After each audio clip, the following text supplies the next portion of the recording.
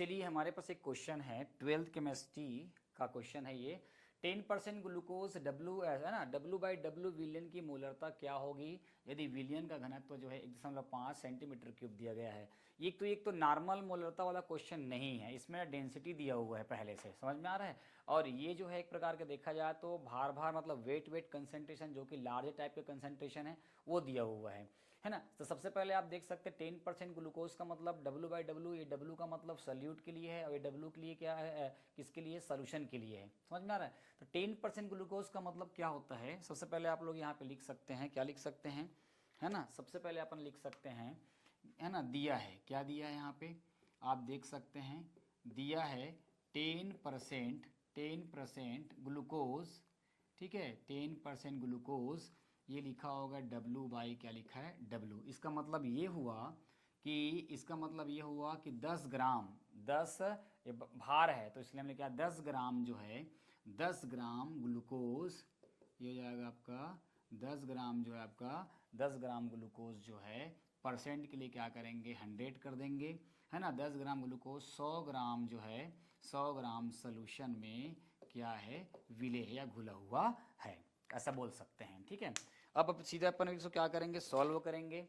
तो सॉल्व करेंगे तो हमको पता है, क्या पता है कि घनत्व बराबर क्या होता है ना, द्रव्यमान, क्योंकि हमें घनत्व से ही क्या करना है, वॉल्यूम को कैलकुलेट करना है, वॉल्यूम ज्ञात करना है। तो द्रव्यमान बराबर क्या है, द्रव्यमान बटे क्या हो जाएगा आपका, ये हो जाएगा हमारे पास आयतन हो जाएगा। घनत्व हमारे पास दिया है 1.5 दिया हुआ है, इक्वल टू, है ना, मास। अब 10% बोल रहा है, पूरे विलियन का सोल्यूशन का मास कितना है, 100 है, और आयतन हमें क्या करना है, कैलकुलेट करना है। तो V बराबर कितना हो जाएगा 1.5 और कितना हो जाएगा 100 होगा।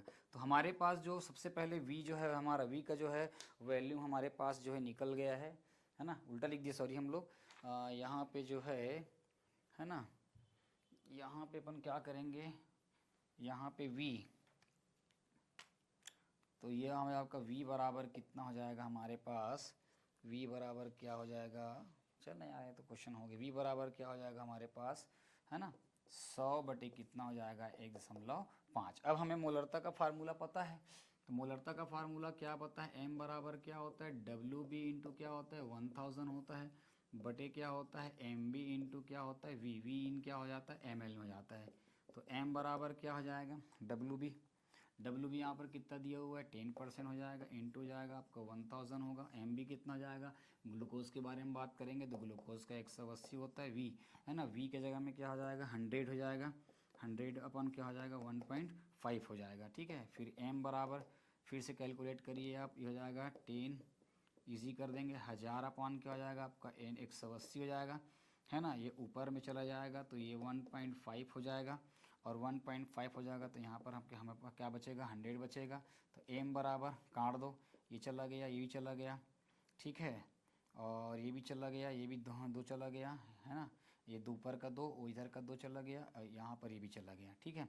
बच गया अपने पास क्या 10 इंटू 1.5 इंटू कितना जाएगा 18। इसको और थोड़ा सा अपन ईजी कर दें तो ये हो जाएगा M इक्वल टू क्या हो जाएगा 10 इंटू कितना हो जाएगा 15 अपान क्या हो जाएगा 18 हो जाएगा, 18 कितना हो जाएगा 15 कर दिया तो 10 हो गया, ये 10 और 10 भी कट गया, तो हमारे पास कितना बच गया, यहाँ पर बच गया 15/80 हो जाएगा। अब इसको कर दिए, है ना, क्या हो जाएगा, ये हो जाएगा आपका, है ना, ये 5 दिया क्या हो जाएगा, है ना, ये हो जाएगा 5 दिया 15 हो जाएगा, और 6 तरीक क्या हो जाएगा 18 हो गया। 5 बटे क्या हो जाएगा 6, इसको हम लोग डिवाइड करेंगे तो लगभग 0 पॉइंट मैं जो निकाल के रखा हूँ वो लगभग 833 आएगा, और मोलरता दिया हुआ है तो क्या हो जाएगा आपका ये, इसका हो जाएगा मोलर हो जाएगा। तो इस तरह से इस क्वेश्चन को हम लोग क्या कर सकते हैं, सॉल्व कर सकते हैं। Thank you.